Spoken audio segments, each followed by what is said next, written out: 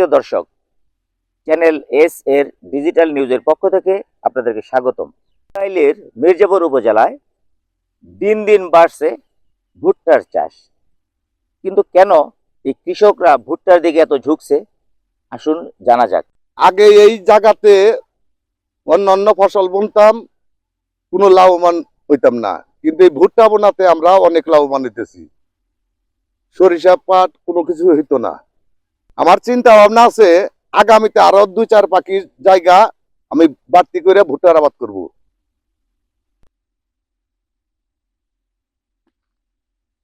কি করবেন কাকা? ভুট্টা রাখা গরুর খাওয়ামু।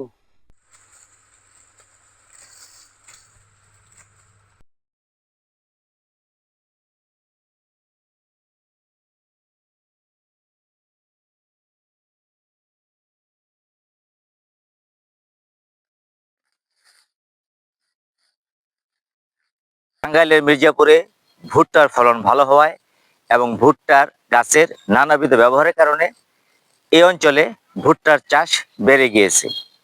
তবে কৃষি কর্মকর্তা বলছেন, একই জমিতে বারবার ভুট্টা চাষ করলে জমির উর্বরতা হ্রাস পেতে পারে। এর জন্য প্রয়োজন জমিতে ফসল পরিবর্তন করে বোনা। টাঙ্গাইলের মির্জাপুর থেকে লুৎফর অরেঞ্জ, চ্যানেল এস।